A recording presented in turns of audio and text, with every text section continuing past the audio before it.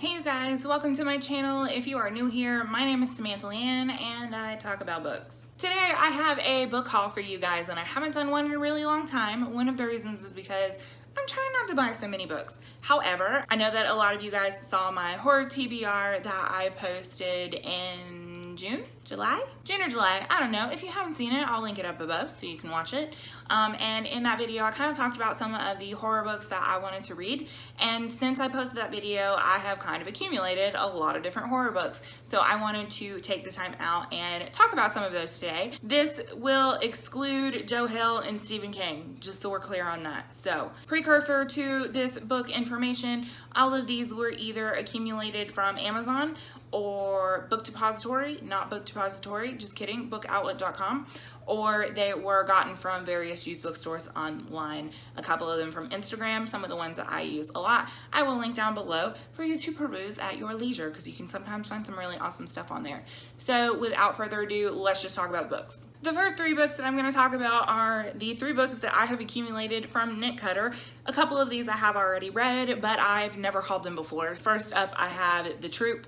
I managed to snag this off of Book Outlet. I'm pretty sure this is the only one of these that I haven't read so far. This is the one that I've heard the best things about. I've heard it's pretty gruesome, pretty gross, but I am really excited to read it. The only thing that I know is it's about a Boy Scout troop and they get like lost in the woods or something. I don't know, I might even be wrong about that because I kind of want to go in as blind as I can. So next is The Deep, which you guys have already heard me talk about this in my July wrap up, so I will also link that up above so you can watch that at your leisure.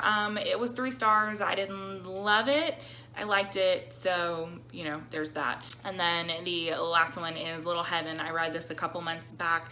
Definitely some really creepy moments, some really, really awesome atmospheric feelings and, you know, building of tension and stuff, but it fell a little bit flat for me, but I still wanted to own it anyway. Next up is The Ruins. This is by Scott Smith. This is another book that appeared in my July wrap-up. Absolutely loved this book. 5 stars. If you like horror and you haven't read this one, you really need to. Next book is The Amityville Horror by Jay Anson. This is one of those quintessential horror classics that for whatever reason I just haven't read yet. The copy that I have I got from a used bookstore. It is a book club edition that I'm pretty sure was published sometime in the 70s or the 80s, so I was pretty stoked to have such an old edition, but again, it's a little bit beat up. So whenever I actually read this, I'll probably end up listening to the audio because I'm pretty sure it's on Scribd, but I'm excited to have this copy in my collection. Next up is Dark Matter. This is by Peter Straub, and I think that I said this in my horror TBR video, like I don't really have much experience with his writing, like, you know, him on his own, but I've heard good things. I don't know anything about this book, actually, now that I am thinking about it. So Spencer Mallon was a college campus guru in the 60s who attracted the undying devotion of his young acolytes. One fateful evening he invited his most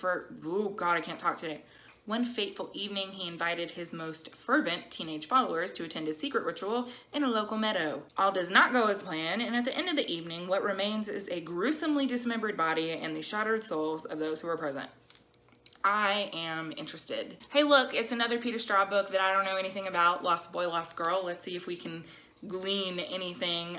It's blurbed by Neil Gaiman, so like I'm stoked about that because I love Neil Gaiman's writing. A woman commits suicide for no apparent reason. A week later, her son, beautiful, troubled 15-year-old Mark Underhill, vanishes from the face of the earth.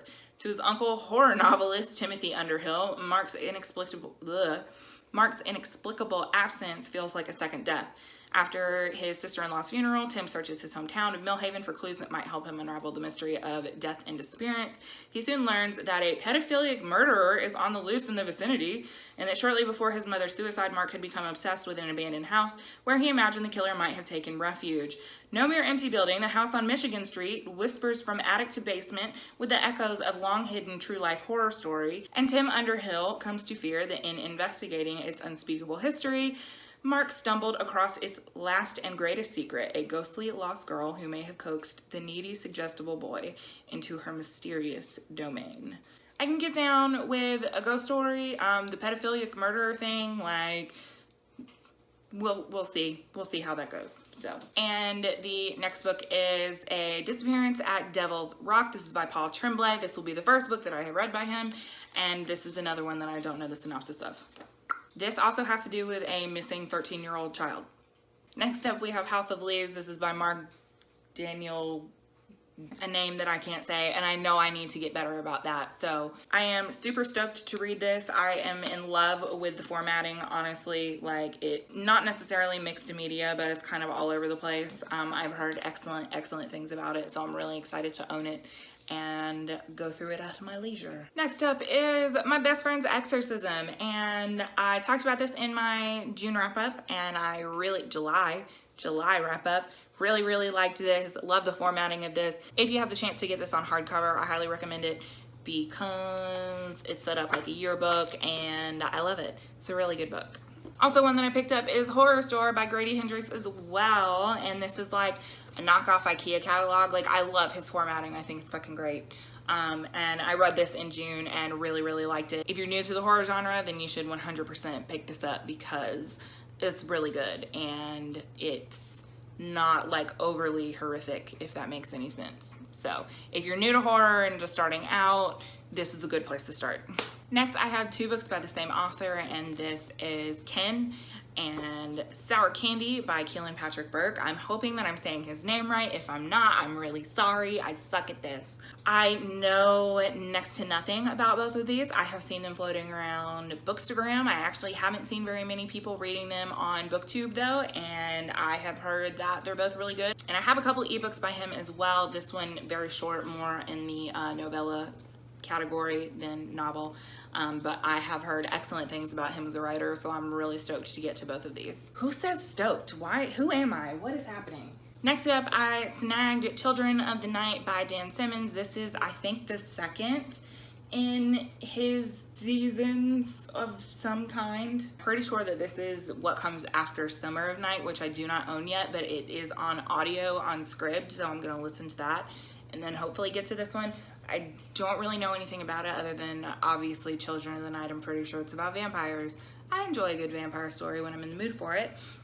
So hopefully I'll like it when I get to it. And we have another Peter Straub book. This is Ghost Story, and this is the one that I hear the most about, honestly. This and I think Mr. X, which I haven't been able to come across just yet. Picked this one up on bookoutlet.com, and I enjoy a good supernatural ghost story. Four old men gather to tell one another stories, some true, some made up, all of them frightening.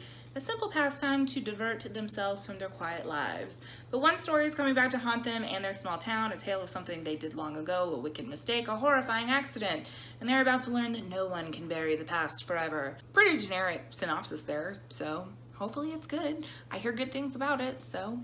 Next we have another Book Outlet book, and this is Handling the Undead by John Lindquist. I'm so sorry if I'm saying that wrong. This is the same person that wrote Let the Right One In, which I haven't read, but I did see both versions of the movie. Power grid has gone crazy, electric appliances won't stay switched off, and everyone has a blinding headache. And then this shocking news breaks. In the morgue and the cemeteries, the newly dead are waking up. So okay, we have a zombie story. I mean, I guess I should have figured Handling the Undead, but I don't know. I have never actually read anything by this author, so hopefully this is a good introduction. So there you have it. Those are the newest books that I have added to my horror collection. Just kidding, hang on. I got A Boy's Life by Robert McCammon because I hear such amazing things about that book, and it was pretty cheap on Kindle, so I snatched that bitch up. Another one that I picked up is I'm Thinking of Ending Things by Ian Reid. I've heard really awesome things about this one. It's a more like psychological horror and suspense, which I'm really into, so I'm excited to read that one. I snagged Bay's Inn by Edward Lorne, who is a horror writer, and he's actually really active on YouTube. And I'll link his channel below because his content is great and you should check him out. And I think that's it for right now. I'm pretty sure that's it. That's all I got. Okay, cool. All right, guys, that is all I have for you guys today. That is my current horror book collection. I plan on adding to this as time goes on. Have you read any of these books? If you have, what did you think of them? No spoilers, please.